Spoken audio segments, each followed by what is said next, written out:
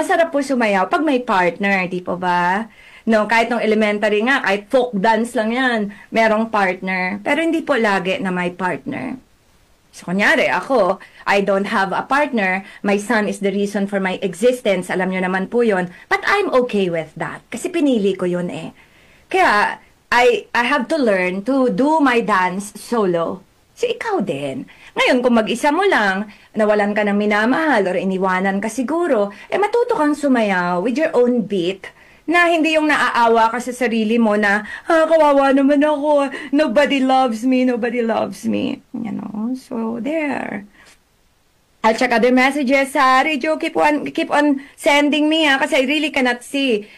Ang ganda ng one word nyo, Sir Ariel. My one word is commitment. I like that. That's a very beautiful word, commitment. Kukuha lang po akong tissue dahil naalala ko yung papang ko. Naiyak na naman ako. Thank you po, napakaganda ng one word na yan. Commitment. Yes, commitment. I like that one word, commitment.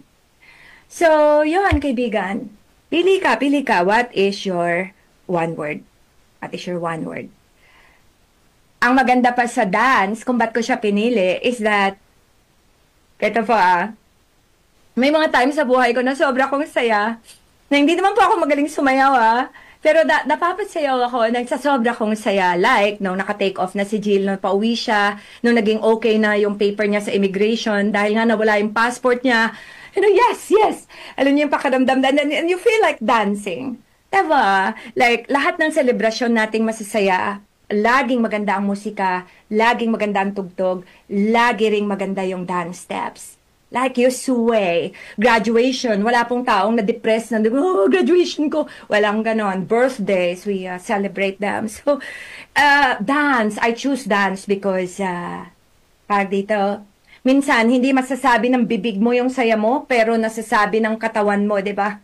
You sway. Sabi nga ng kanta, you can dance, you can dance. Ayan, so ipapakita mo yung totoong nararamdaman mo minsan with your body language. Yung katawan mo ang magsasabi. Yan. Ngayon, before I play a song, at mukhang dumadami na yung messages natin pala. Okay. Di ko na naman ulit nakikita. Radio, pakipadala na lang. Ang maganda sa dance also, kaya yun ang one word ko. A sweet word. Nga pala, pag meron na po kayong one word, isulat mo siya, o hindi ka i-print mo, idikit mo sa kung nasan siya, ayan, ilagay mo sa wallet mo siguro, nakatatak dapat sa isip mo lagi yon.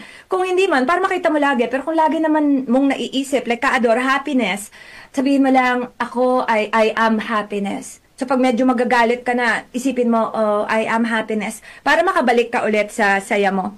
Yung mga participants ko sa training, you know that, sa topic natin on intention, di ba? The power of intention. Diyan po papasok lagi. So, stay in your rhythm. Yan lang yun. Huwag mong ipilit. Kaya nga, may mga times na mayroon ako mga team building na program. Tapos, syempre, sa bawat team, kanya-kanya sila ng rhythm. Alam nyo na, kanya-kanya sila ng style, kanya-kanya sila ng pangungusap. So, walang sapilitan, di ba? Rhythm nila yun eh. Hindi mo pwedeng sabihin na, ano ba yan? Ayusin nyo naman, bilisan nyo. No, rhythm nila yun eh. Kanyari, yung anak mo, yung rhythm niya is medyo introverted siya. Ayaw niya nang nakikipaglaro sa iba. Mas gusto niya nang matahimik lang siya lagi. Rhythm niya yun eh.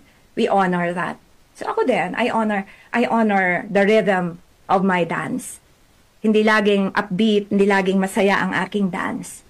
There will be times when my dance is lonely, sad. It's okay. Alright?